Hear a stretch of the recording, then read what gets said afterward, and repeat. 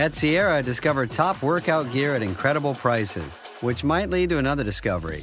Your headphones haven't been connected this whole time. Awkward. Discover top brands at unexpectedly low prices. Sierra, let's get moving. Build a routine with Ollie that supports your wellness needs, like getting your daily vitamins and minerals with Ollie's multi-gummies, or keeping your mood upbeat with all the vitamin D in Hello Happy. Give your gut health some support with probiotics, and wake up feeling refreshed after taking Ollie Sleep. Do wellness on your terms. Find Ollie at a Walmart or Target near you or at ollie.com. These statements have not been evaluated by the Food and Drug Administration. This product is not intended to diagnose, treat, cure, or prevent any disease. This is Optimal Living Daily, living on autopilot, making better decisions every time, by Rachel Trotta of racheltrotta.com. And I'm Justin Malik, your personal narrator, except on the extra Sunday bonus episodes. That's where I share an episode from a different podcast in the Optimal Living Daily network. Today's coming from my brother's show, Optimal Health Daily. You can find and follow or subscribe to Optimal Health Daily wherever you're listening to this. And I'll just get right to the bonus episode as we optimize your life. Living on Autopilot, Making Better Decisions Every Time, by Rachel Trotta of racheltrotta.com. The buzzword autopilot carries negative connotations, implying that if you are on autopilot, you are disconnected from your life and decisions, mindlessly going through the motions. But as we continue the Making the Changes That Matter project, I can make a case that shifting your habits into autopilot mode could be the best decision you ever make for your health. Don't sweat the small stuff. The concept of autopilot is an important one for our brains because having some behaviors that are automatic save us the conscious effort of decision-making minutia.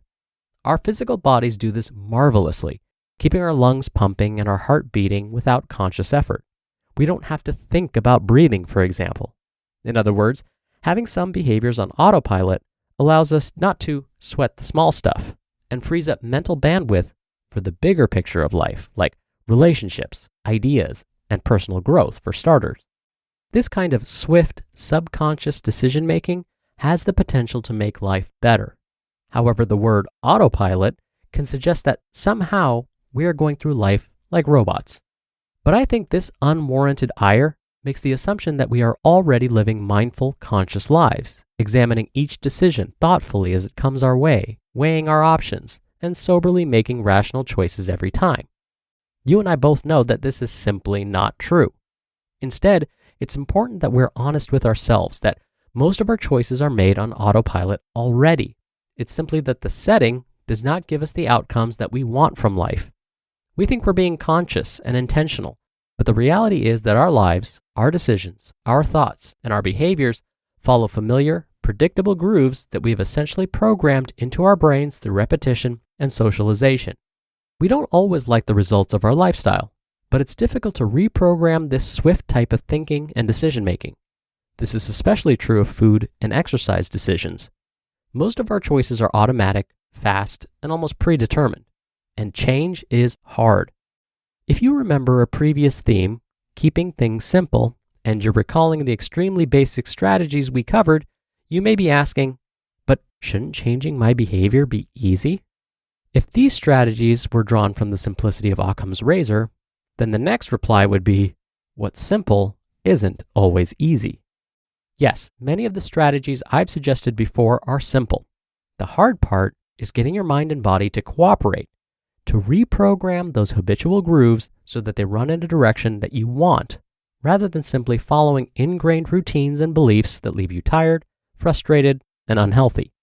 In other words, we want your knee-jerk responses to transform from liabilities to assets. Repetition and context. Changing your automatic behaviors is a lot like trying to address your implicit racial biases. Whoa, hard left turn, right? Nope. It's essentially the same set of beliefs and behaviors because the brain operates very similarly with biases as it does with habits. I promise I'll get back to weight loss. Just follow me. Biases, which are typically unconscious, operate in the autopilot range of our thoughts and behaviors, swift and unthinking. We may think we're woke, but still make automatic snap judgments based on race without realizing it.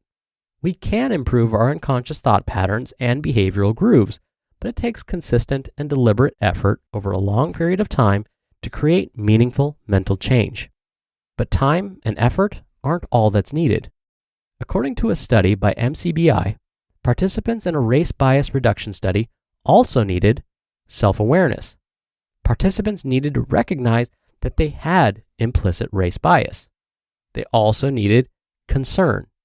Participants need to feel ethically worried about the consequences of their way of thinking.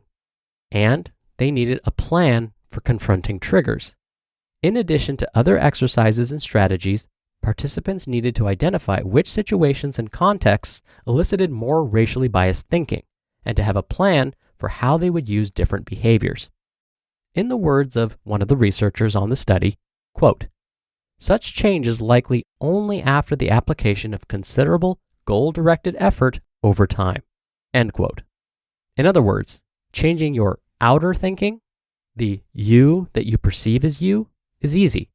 But changing your inner thinking, the you that you don't even realize you have, that's difficult. It not only takes time and effort, but it also requires that you know you want to change something. Although this kind of self-awareness is hard work to cultivate, we all know that there are areas of life that are well worth the effort. As we start a month in which I will be focusing on autopilot thought systems and behaviors, we need to start with the 3-step process of change that was summarized earlier. Your strategy for this week will focus on identifying the 3 aspects of this process for yourself. 1. Which behaviors consistently create health regret for you, but you feel that these behaviors are difficult to change? 2. Why do these behaviors concern you? What are the long-term consequences of these behaviors? And 3. What situations and contexts trigger these behaviors for you? Please note that this does not have to be a negative situation. It may be a benign context that provides a trigger for behaviors that you don't like. The goal is that you can answer these 3 questions for yourself this week, and then revisit them next week as we move on to formulating new thoughts and behaviors for your new autopilot setting. You just listened to the post titled, "Living on Autopilot, Making Better Decisions Every Time" by Rachel Trotta of RachelTrotta.com. You found your person. Now let the Knot help you with everything else. The Knot connects you to the wedding inspo, vendors, venues, and planning tools you need to make your day totally you. Having helped plan 25 million weddings, we've got your back when it comes to every little detail like RSVPs, budgets, and more. Because your wedding comes to life with the connections that matter the most. Get started at theknot.com/audio. The Knot. Let's plan your wedding together. I think I just won my taxes. Yeah? I just switched to H&R Block in about 1 minute. All I had to do was drag and drop last year's return into H&R Block, and bam, my information is automatically there. So I don't have to go digging around for all my old papers to switch? Nope. Sounds like we just leveled up our tax game. Switching to H&R Block is easy. Just drag and drop your last return. It's better with Block. Dr. Neil here for my commentary. Like Rachel said, unfortunately, change takes energy. Imagine there's a huge boulder in front of you, blocking your path. That boulder has been there for decades. It's sitting there, all smug, and sitting there very comfortably. You want to move it so you can be on your way. But it's going to take some real effort to move it. Maybe it's going to take some ingenuity and creative thinking to get it to move.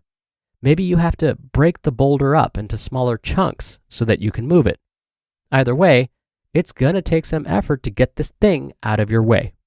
I'm sure you've figured this out already, but this boulder represents change. In order to change, it may take some creativity, but it will definitely require some dedication and energy.